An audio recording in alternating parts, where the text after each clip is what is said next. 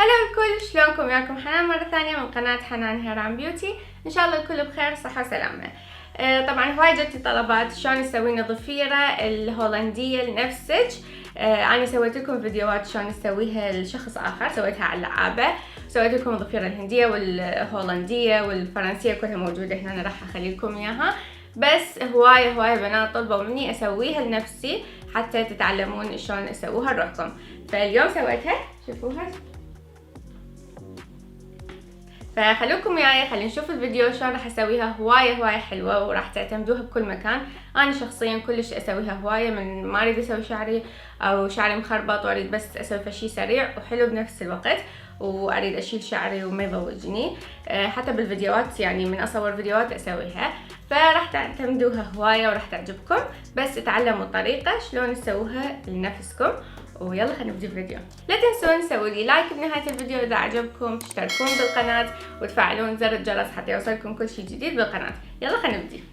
شوفوا بنات، قسمت شعري بالنص، شلت هذا حتى لا يضوجني، لان احنا حنسوي اثنين ضفيرتين. باعوا بنات مثل ما تشوفون شعري صاير ثخين، لانه بس نشفته، يعني ورا ما غسلته نشفته بالفرشة بدون ما اسرحه ويعني شسوار من هذا المضبوط او بالستريتنر حتى يظل ثخين، يصير الشعر بلزمة ما يزحلق ويوقع.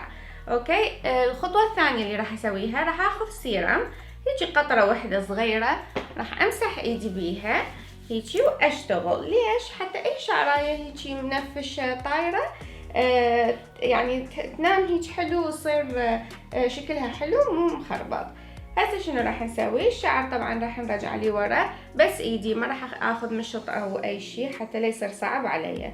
راح اقسم يعني هاي الخصلة اخذها، هاي شوفوا هاي الخصلة راح اسويها 3 اقسام. شوفوا اللزمة مال ايدي شلون، من تعرفون شلون تلزموها راح تصير سهلة عندكم وتقدرون تسووها. هاي اللزمة مالتي راح ابدي من جوا مثل ما معلمتكم. اني مسويت لكم فيديو بس باعوا الخطوات شلون لازمتها. اني مسويت لكم فيديو شلون تسوون هاي الضفيرة بس الشخص ثاني، يعني اذا انتم سويتوها لاحد فتعلموا الخطوات. يبقى هنا اللزمة مال الايد فقط، شوفوا بدون مشط بدون اي شيء، بس هيجي. هسه تبدون شوية تنزلون صفح، يعني ما تخلوها هيجي اللي فوق عدلة حتى تصير حلوة. تاخذون كل الشعر، اذا ناويين تنزلون خصل من قدام تنزلوها هسه ويا كل خصلة سووها، لا بعدين ورا ما تخلصون، لانه راح اذا بعدين تجروها راح تتخربط الضفيرة.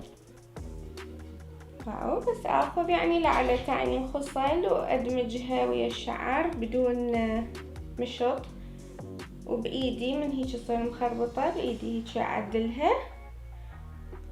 وها هي هسه شفتوا اني راح انزل شوية صفح، يعني اسوي ايدي بصورة مائلة. باعوا هسه راح ندار اسوي لكم الشعر الورا حتى تشوفوا. بس خلي اخلص لكم هذا القدام. هسه اني حابة انزل خصلة منه، انزلها هسه انزلها مو بعدين ورا ما اخلص حتى يترتب. هسه اندار حتى اراويكم الورا، حتى مراية ماكو، يعني انا ما دا اشوف لا من قدام ولا من ورا، بس يعني على دا اتلمس الشعر. وها هي، وهذا الموخرته اني حتى الصفحة اللخ حتى لا يضوجني ولا اسحب من عنده شعر. وها هي خلصناها لهنا. بعد بس انزل ضفيرة عادية بدون ما ادمج الشعر وياها. هسه ورا ما وصلت لهنا ارجع اندار واسويها، لانه بعد ما اقدر ايدي توصل. اذا انت شعرك طويل هم تجيبي لي قدام وتسوين الباقي ضفيرة عادية. يعني حتى لو شعرك قصير، يعني بعد من توصلين هاي المرحلة بعد ما تقدرين تسويه هو واللي ورا، تجيبي هنا وتحطين قراصة، نحط لاستيكة او اي قراصة تحبون. وبعدين الفقرة اللخ اللي انا احب اسويها شوية افتح الشعر حتى تطلع اكبر واحلى. شوفوا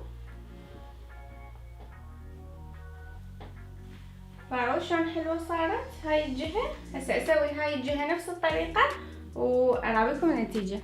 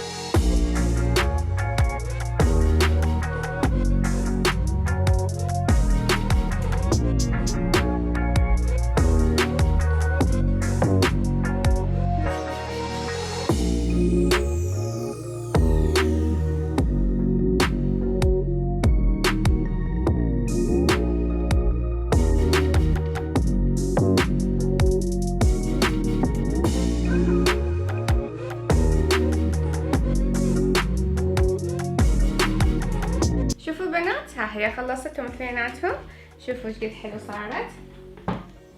شوفوا تقدرون هذه تخلوها هيك وتخلون قراصة هنا وتعوفوا او تعوفوها هيجي، بس انا عادة اعوفها هيك واجيبها من قدام. وها هي.